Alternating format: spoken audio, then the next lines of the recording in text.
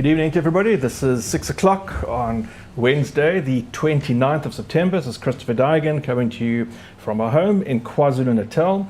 This is the next in our Music Revival live stream online series, and I'm very much hoping that you can join us for the next hour in this Wednesday piano hour session. Piano hour is generally our selection of music which is a little bit lighter and a little bit different. Tonight is the question and answer session, and I'm hoping, while I'm peeking behind the orchids here, I see it's just in my way, hoping to answer some of the queries and enlighten our viewing audience with some of the more information about some of the comments that I've made. So this evening's session is going to be a little bit chaotic, I think. I don't quite know what's going to happen. It's going to be very different. I'm going to be talking quite a lot, demonstrating little bits of music about the ideas that I'm talking, but as well as playing complete pieces of music that demonstrate each of those concepts that I have in discussion.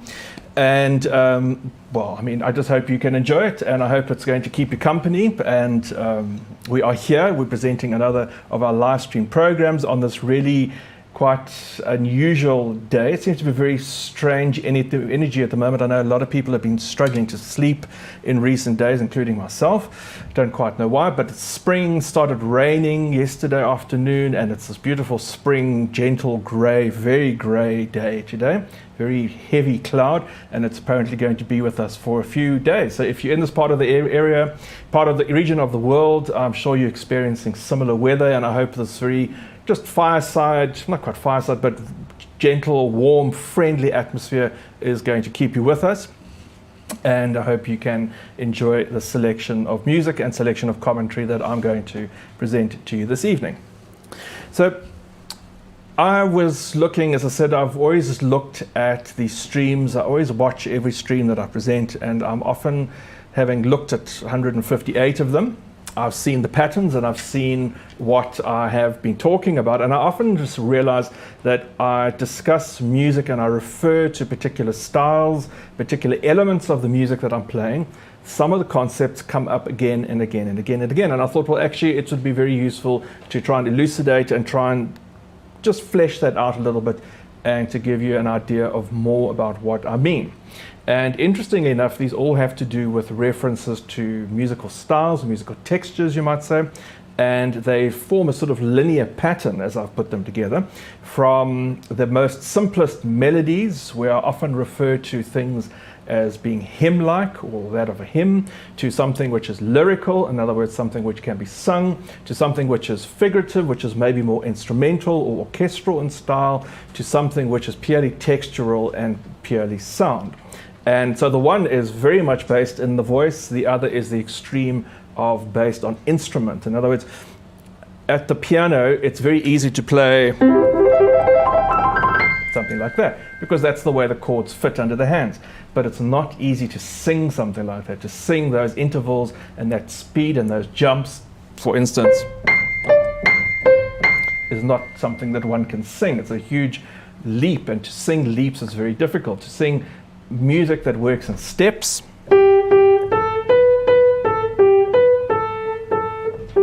is much easier. That's why anthems and hymns are based in these step-like patterns. And someone who's already right in step with me this evening is Little Lucy. Little Lucy is going to come right into the picture straight away. Come on, Little Luce.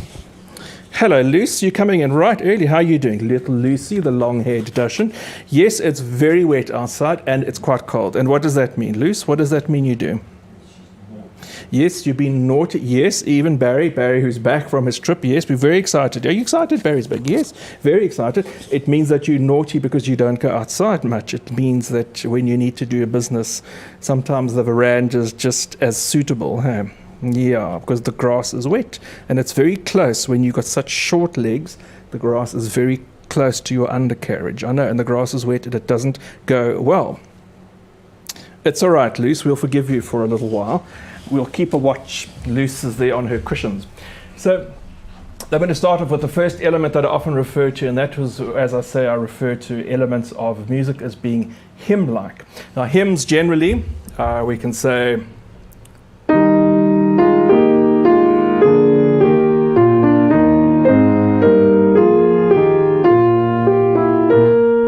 might be, or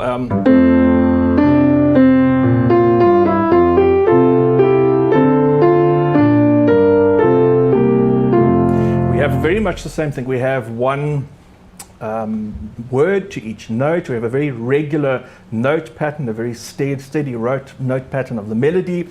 The melodies generally go up one note, one step at a time, often in a very simple scale. We don't have something like we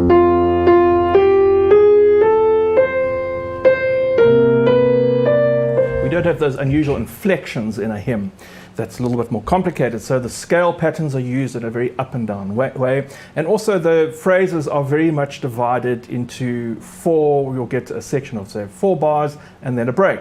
So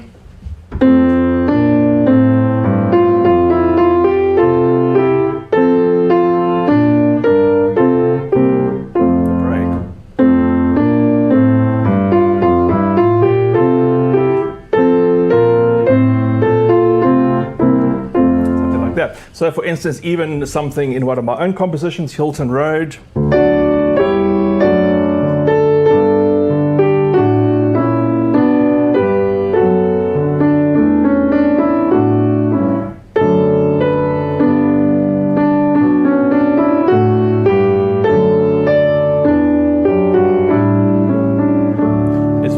Hymn-like. It's a hymn style. It's something which, as I say, the beat of it is very regular. The pattern of the notes go by step, usually not big leaps up and down, and there's always this regular phrasing of style. And this forms a very unique reference and atmosphere to a, you might say, sacred reference often in music. But it gives something very comforting and very solid. Now, a little bit more complicated than that, you might say, is what I would refer to in what I usually refer to as a lyrical. When I say something is lyrical in style, it can usually be still sung by the voice, but it may be a little bit more complicated. It might have a kind of a accompanying figure in the left hand, for instance.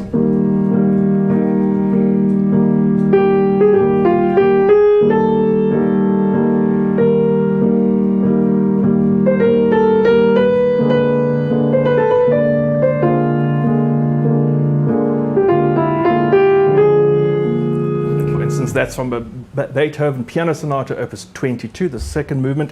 This idea that the melody can be sung, it still falls within the voice, but it's still a little bit more complicated than a hymn in terms of the flowing of the voice. The notes might be a little bit more,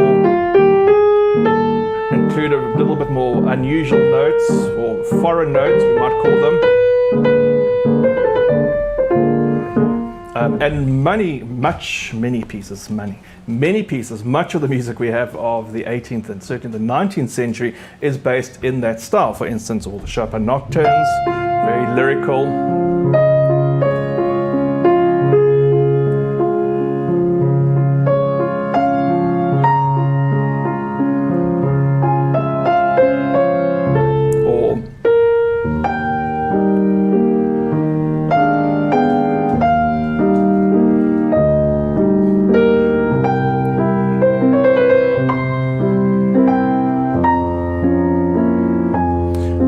Liszt's very famous Livestream.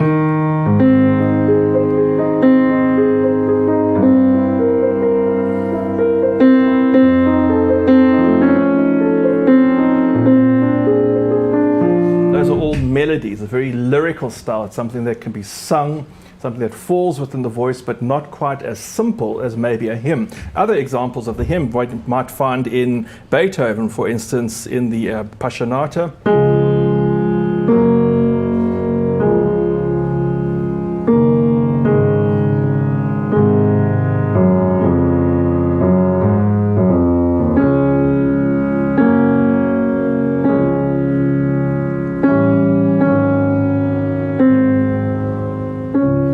Even in the second theme of the Beethoven Sonata, Waldstein Sonata.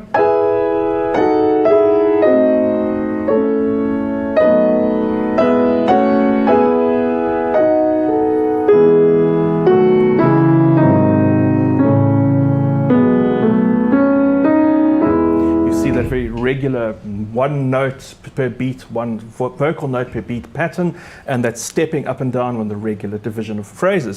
One might even say somewhere between the two, but you could even say that the slow movement of Beethoven's Pathetique is very hymn-like.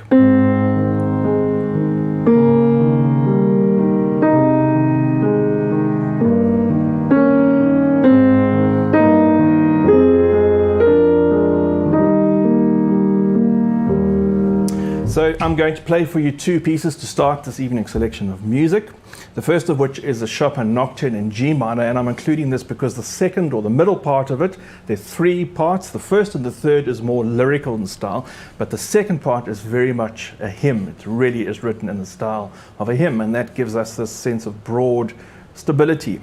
The second piece of music, I will play the slow movement from the Sonata in G major by Wolfgang Amadeus Mozart. This is a piece of music, as of so much of Mozart's music, especially the slower Andantes and Adagios, meaning moderate or slow.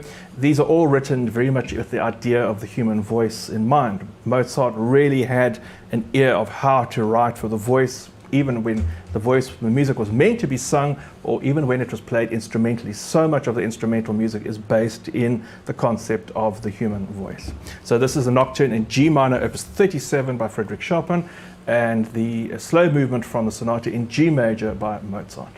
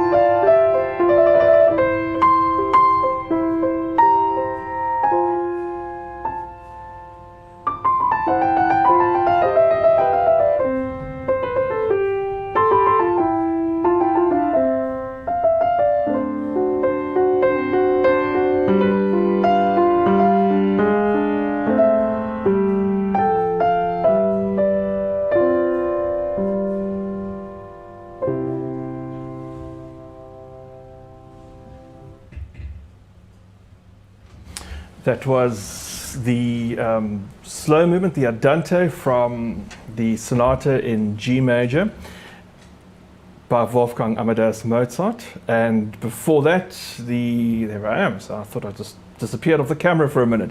Before that, the Nocturne in G minor by Frédéric Chopin. In the Chopin, you heard a lyrical section, but the illustration of the hymn, that hymn-like pattern in the middle section, was really what I was wanting to demonstrate and show to you. And then in the Mozart, the beautiful lyricism throughout, that wonderful concept that even though the piano is playing the melody, it can actually be inspired, it is inspired and based in the possibility of what the voice can do. So now, if we become a little bit more complicated, or a little bit more instrumental than that, you might say, we can look further into this idea, and then the idea from lyricism to figuration, what I would often use. I'd say a piece that has a lot of pianistic patterning or instrumental patterns in the music. And this is something which is based in the concept of playing the instrument, the fingers at the keys, and not in the human voice. For instance, Mozart.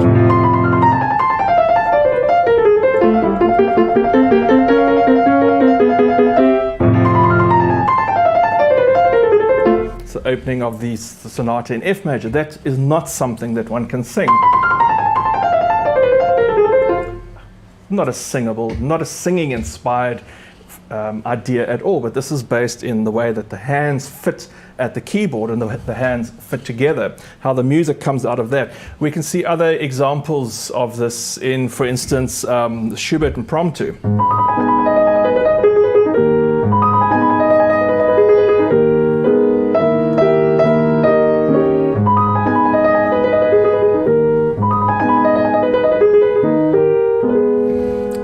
Even in terms of the piano sonata that I played on last Saturday evening, the Beethoven Sonata Opus 110, this wonderful patterning.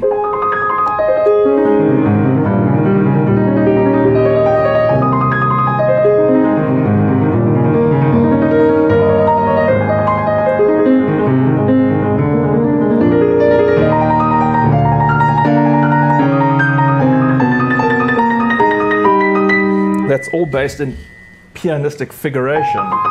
For instance, come back to the Chopin etudes.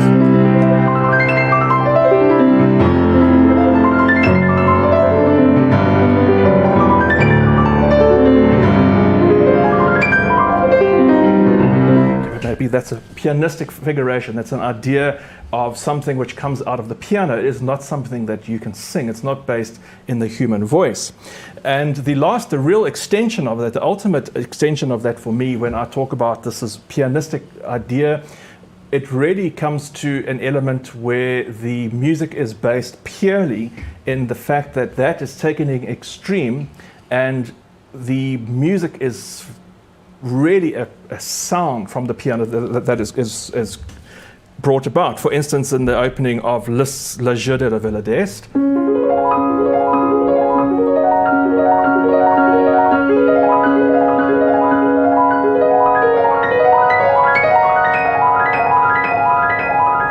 that wonderful idea of water bubbling. There's no melody. You can't hear a melody there. Again, in Ravel,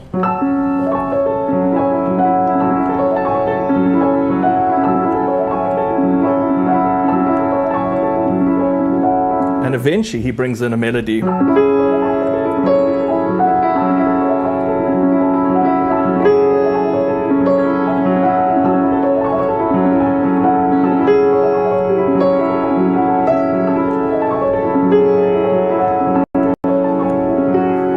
at the beginning, that's purely a kind of construction of sound for its own benefit in Debussy's Reflections on the Water.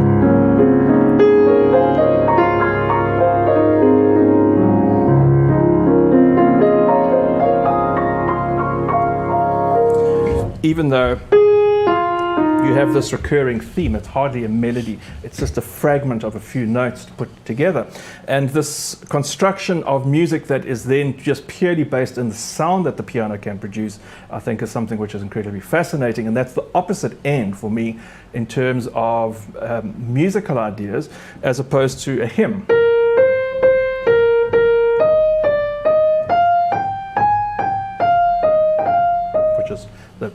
melody we heard in the middle of Chopin's Nocturne. So to demonstrate these concepts, these two pieces of music for you, I am going to play the first movement of the Mozart Sonata in C major, which brings together another idea and a number of ideas together that we often find in Mozart's music, in his music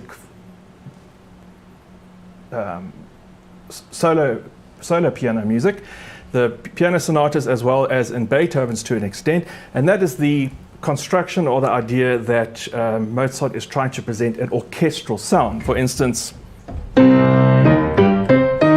would be what a number of instruments would play. A whole orchestra together, a whole string section would play, contrasted with something of only a few instruments, and the whole orchestra with only a few instruments. You find again in Mozart.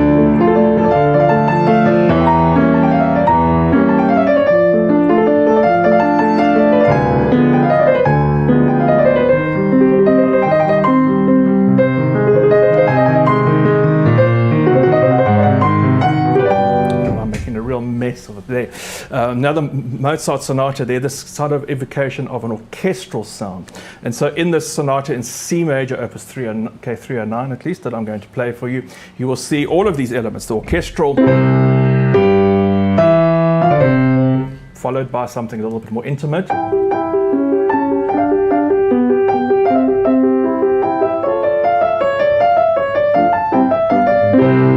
And then later on a more lyrical pattern.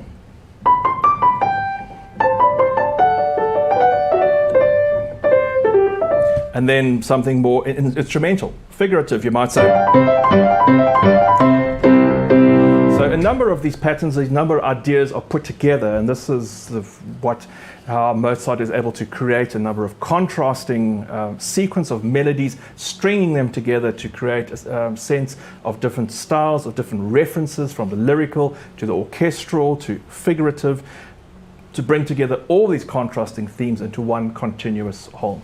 After that, I'm going to play for you the Reflections in the Water, the beautiful Debussy that I did demonstrate a little bit from there, which is going to give you that sense of figurative playing in the piano in terms of using just the sound of the piano in its own self. There's no sense of great melody, it's really an absorption in the piano textures in its own way.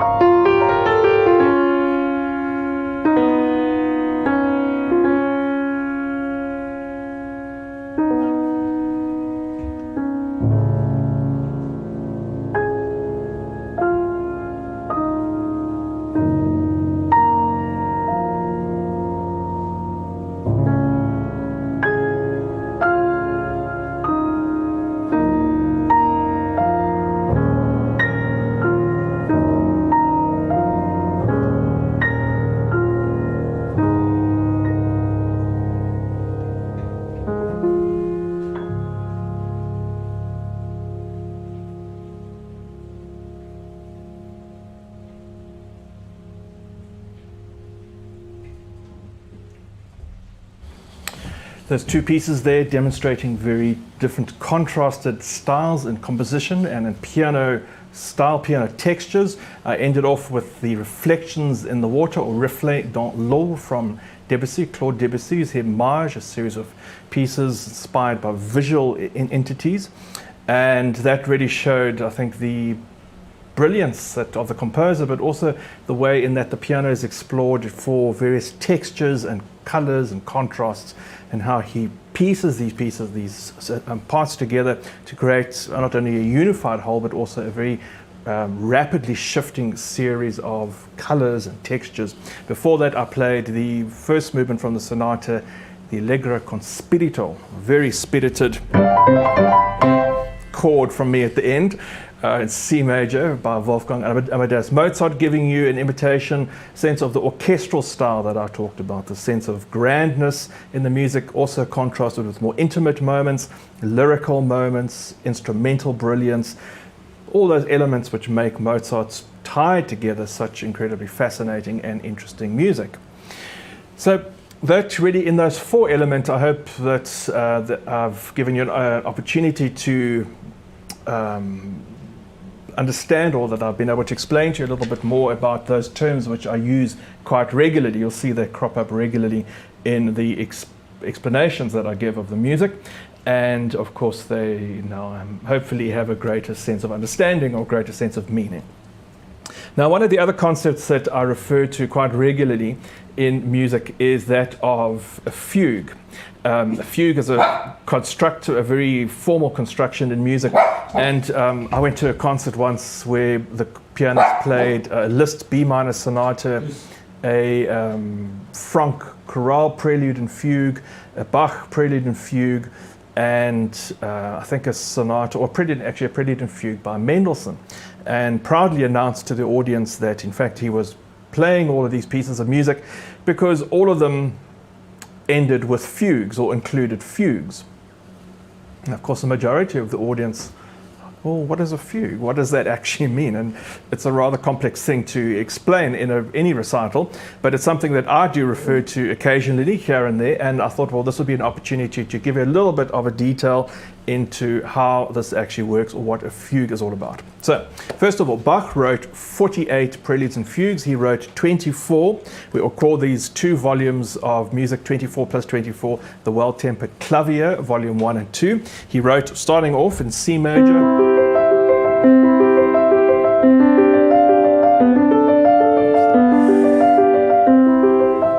and then a fugue in C major, and then he wrote something in C sharp major. So I've got this wrong already. Then he went to C minor,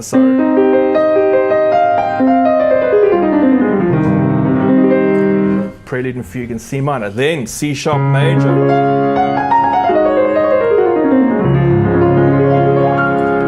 and then C sharp minor.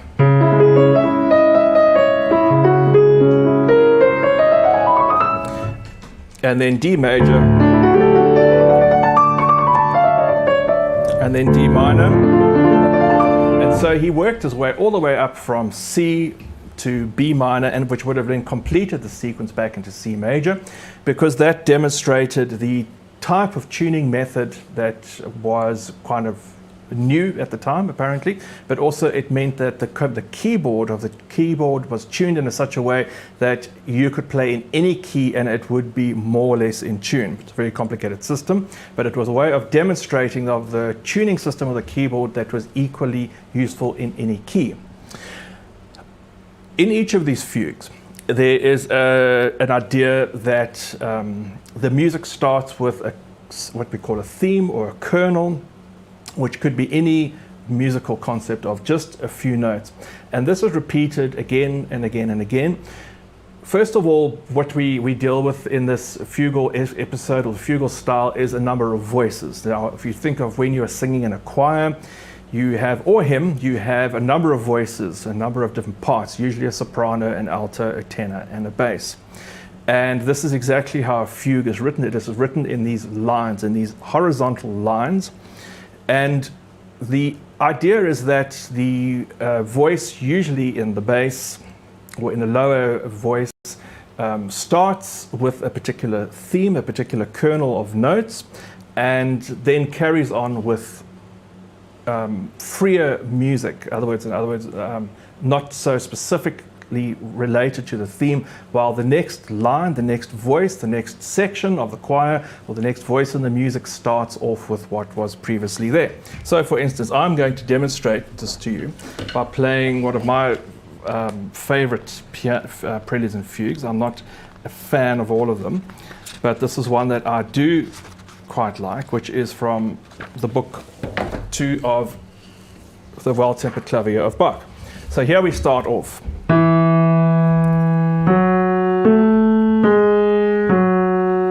That is your musical idea, your musical kernel. The next voice, the tenor, would then take over.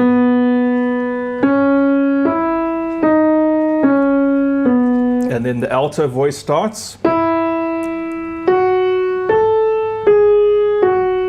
And lastly, the soprano.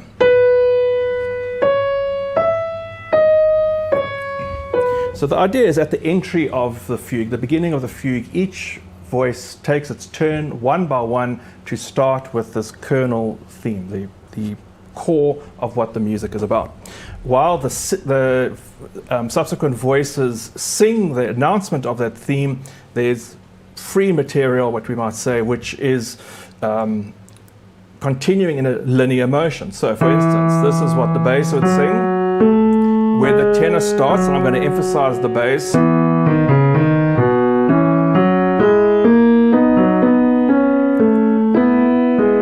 So now the alto is singing, the tenor and the bass,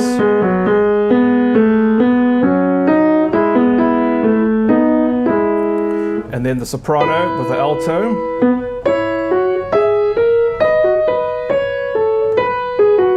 It's a very formal composition, and this whole piece of music is designed in such a way that that theme returns. There's sections where it's not completely focused on it, and there's sections where it is entirely focused on it. And to give you another example, I played the Beethoven Sonata Op. 110 on Saturday evening.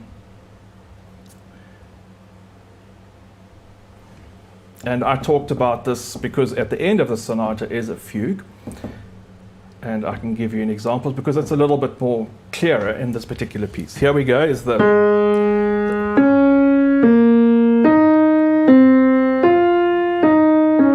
next voice starts.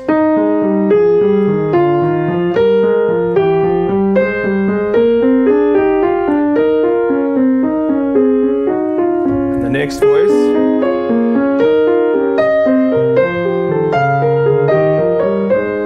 This particular fugue is only in 3 voices, so there are only 3 parts to it. But what's interesting, and what I mentioned, what is so fascinating about this, is that then Beethoven very clearly takes the same theme and turns it upside down later on.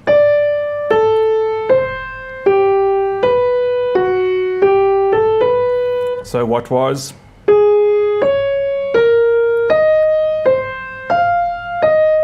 becomes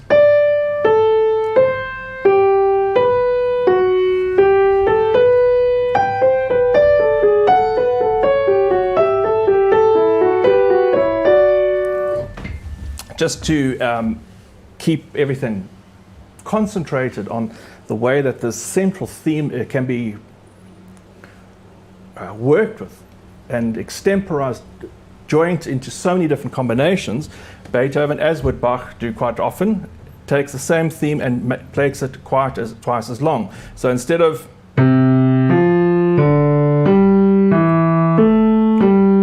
he plays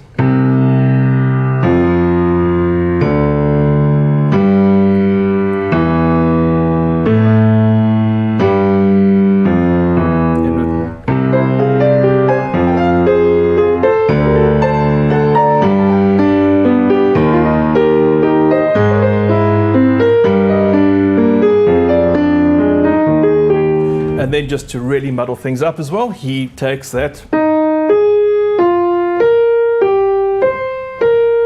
and plays it twice as fast. And again.